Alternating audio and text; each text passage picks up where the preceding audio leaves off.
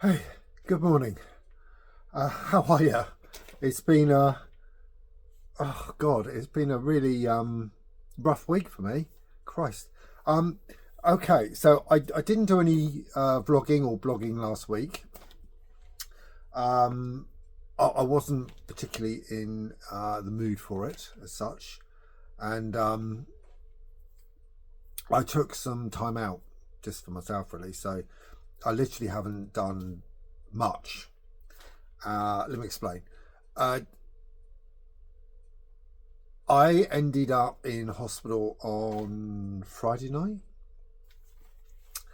I had God, I had chest pain, and it was really really bad chest pain. It was right in the centre, and it was a crushing pain. I thought, oh no, and I was literally still at work at the time.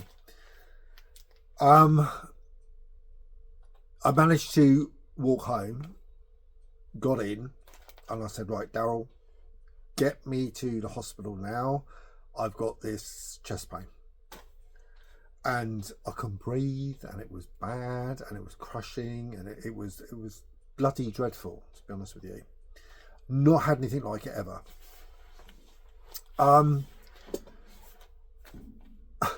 I got there, and it was packed. It was a Friday night, so the emergency room was absolutely packed solid with people, as you'd expect, and there were even people outside. So literally, I went in. Uh, you have to triage through a computer now. So I triaged. Um, I put away information on the screen, and a nurse sort of came over immediately, and she said, "Okay, we need to get you in straight away." And so all these other people, because apparently the wait was about 4 hours, and I just went straight in. To be fair, St John of God Hospital is amazing. They've always been amazing if I've ended up there. And I have nothing but praise for them. They are stupendous. Um, I went in, they did everything they needed to do. I had a tropin test. I had two of those. I think there was a 2 hour window between the two. Um, and I'm not quite sure what it is. He said it was something that they could tell if I've had a heart attack or whatever. So I had to take aspirin and other stuff, and they put me on. I put a cannula in, and yeah, and I was very comfortable. To be fair, uh, they got me down for a chest X-ray, which was handy. Um, all the pain I've been getting in my chest lately, I thought, I mean, I've been told I have to go for an X-ray anyway, and I just haven't got round to it. So that was quite handy that they did it for me. Um, and they come back and they said, look, there, there's nothing there. That's not to say that nothing's happened. Um, I could have a small blockage somewhere, um, but here's the thing, because I was speaking to him about do you remember the nipple pain I had all those months ago, which is about 4 months ago now. Well, that zapping has gone, but there's still pain in that area. No lumps, no bumps, no physical changes, but there's still pain there. And from the investigations that I've done personally, and I know I'm not a doctor and I know I shouldn't do I probably have costochondritis, which is inflammation of the rib cage, and it's especially the ribs just off the sternum. So literally in the area I had the pain. Um, I also get pain sort of under my nipple and just to the left of it, etc.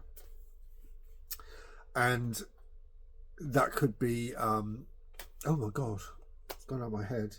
Um, Inflammation of the cartilage between the ribs. I can't remember what it's called, but it's got a name.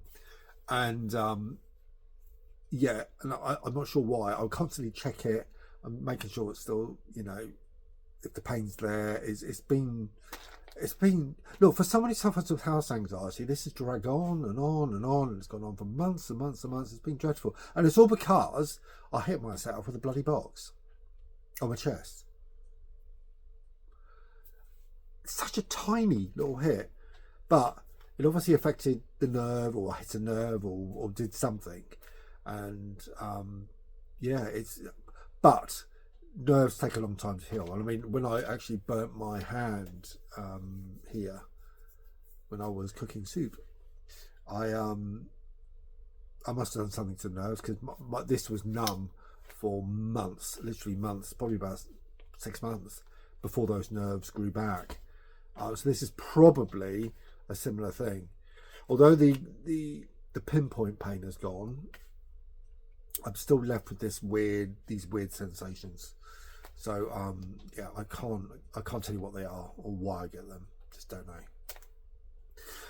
I'm going to go to a doctor's appointment tomorrow, and she's going to tell me if there's anything else I need to do. But to be honest with you, we're going to Japan in a few weeks, and I haven't got time to be doing all this. So hopefully it can all wait until I get back. Should be able to, because I'm well enough. All my bloods came back fine. Full blood count was fine. Everything absolutely perfect. Chest X-ray was fine, and normal. So there's nothing broken or it's all fine. So I'll see what the doctor says tomorrow. They're quick enough to get on the phone and say, you just come in for a full appointment, but you're going to charge me for it. Which they constantly, honestly, it's just shutting out money in this place. It really is. Which brings me on to the thing I want to talk about today, which is really about money. I literally do not stop paying out money. Now, I'm sure you're all the same. Whether you're back in the UK, Spain, here in Australia especially, the cost of living is astronomical at the moment. And it's all because of one man. It's all because of Donald Trump. And that person, I nearly said what I wanted to say, by causing a war, the president of peace causing a war, has sent prices sky high. Pensions, my pension, down. Which is a real pain in the bottom, because I'm 55 in a few weeks, and I've been told I can take 25% of the pension. Now, I've been debating whether or not to take it, and I've done my research, spoken to a few advisors, and they said, look, your best thing you can do is, yes, take a 25% portion of the pension, bring it over to Australia, as long as the exchange rate is favourable. I'm not sure what it is at the moment, I haven't checked, but bring it over. Invest the majority of it in your superannuation, as it's called here, or your offset. So I've got an offset mortgage, so I could put it into that, which will bring down the payments, which makes no difference to me because I just overpay anyway.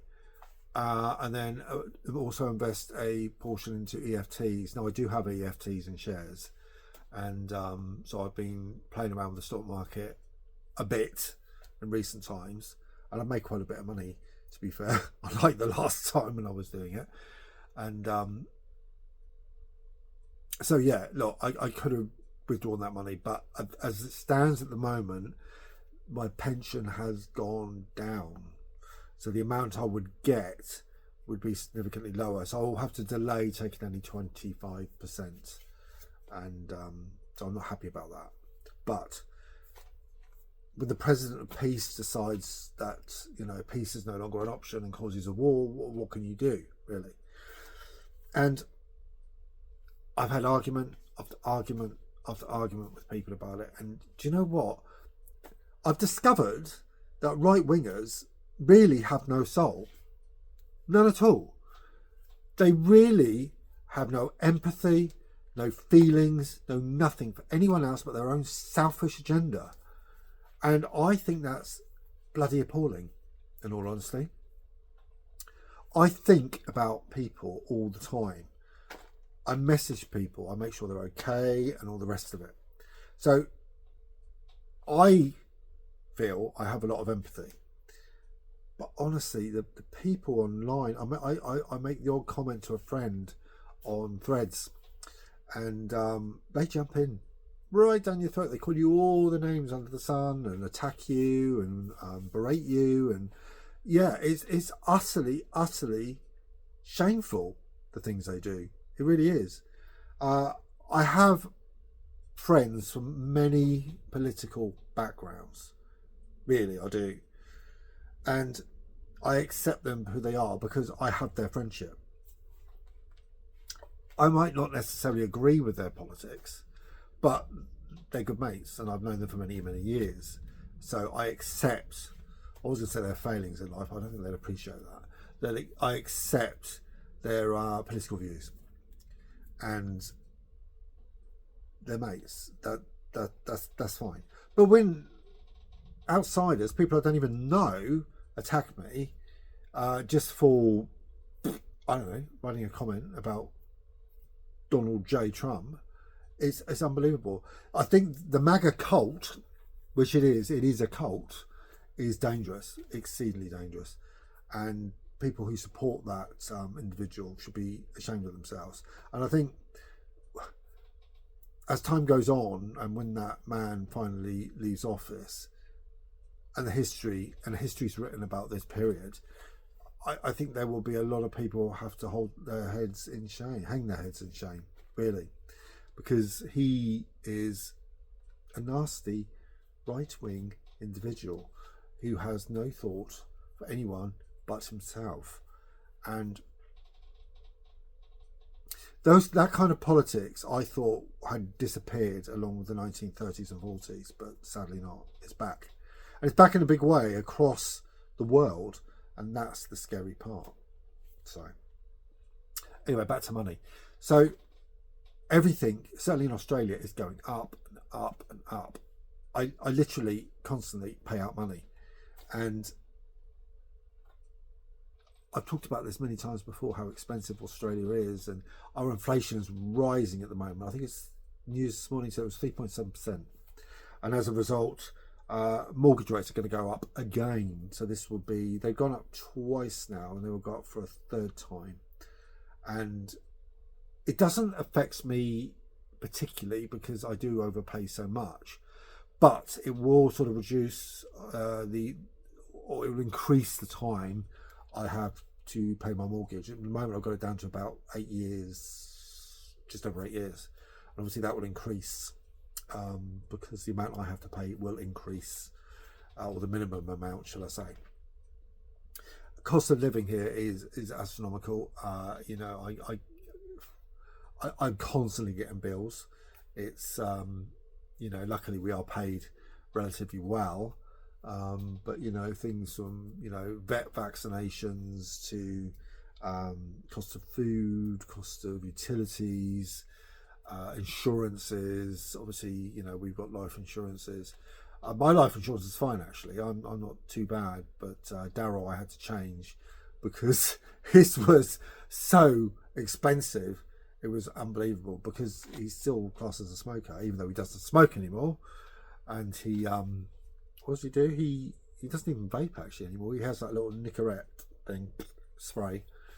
So, you know, it's just non-stop money. I mean, I worked out the other day, our outgoings per month are probably about $10,000 a month in outgoings, which is a huge amount of money. Massive, but thankfully we both have a good wage, so you know, we can afford it. It's very different to the UK. You can live cheaply in the UK if you want to. The big difference with the UK is the cost of housing. I mean, the cost of housing here is massive, but we were lucky to buy the house when we did. So we bought it, I suppose, a few months after arriving in Australia. And we bought it at such a rock bottom price. You know, we bought it for like 250,000, and it's now 660 70,000 I saw at the last valuation. That's it's huge. It's a huge increase. So we actually bought absolutely at the right time, and we got it for a bargain price as well. So we can't complain. We haven't done a lot to the place. We've kind of left it because we're too busy travelling. As I said, we're going to Japan in a few weeks, and that's been a slog actually saving for Japan. So I've managed to save. I paid for the holiday, so the hotel, the flights are all paid for. But on top of that, I managed to save another 10,000 because that's what it's going to cost. We're going to be there for about 10 days. So yeah, it is a lot of money. Japan is expensive anyway, and yeah, it is what it is. I've got a week off in Easter, which is great, so I can take a breather.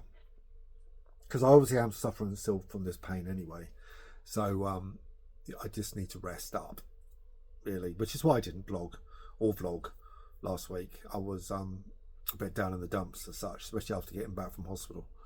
And the doctor said, "You must rest. Don't do anything." And he said, if it is chest wall pain and that type of stuff, he said your posture is going to be a problem, and so stop typing. Or don't stop typing, but type in a more ergonomically friendly environment, not sat on a sofa, hunched over with a laptop, because that's not great, really. That's it. Oh, I'm wearing this again because I've got what do we call it? I suppose tendonitis or arthritis or whatever. Plus the weather's changed. We've got Cyclone Narelle coming in. That should hit at the weekend, I think, or Friday. I think it's tomorrow. It's going to hit, and so Daryl's been securing all the vegetation in the garden and making sure everything's fine, because we don't know how bad it's going to be. There was supposed to be an incoming storm last night as well, which didn't actually hit, or it may have done and passed me by. I don't know, but everything looked fine this morning. But yeah, the cyclone comes in on Friday and it's due to hit Perth, so which is unusual because they don't normally come down this far, but yeah, it is going to. So yeah, weather change. This is hurting. Standard, really. Yeah. Apart from that, can't complain. Yeah, everything is normal. Great. I'm looking forward to going to Japan. You can follow that because I will be blogging my way around. As usual, so I'm kind of saving my wrist for that, really, because that's going to be, I will be blogging every day, so that kind of takes it out of you a little bit. But it's something I've always done. You know, I guess travel writing is my thing, and I'll talk about writing. The book's doing well as well, so the third edition is out now. And because I've kind of refined it and yeah, made it a lot better than what it was, because yeah, there were a few errors that I had to correct. So you know, the third edition is there, so it's top notch now, hopefully. And if it's not, let me know. So yeah, that's it for this week. Thank you for listening to my ramblings as ever. And I look forward to talking to you hopefully next week, depending if I'm in hospital or not. So, ciao for now.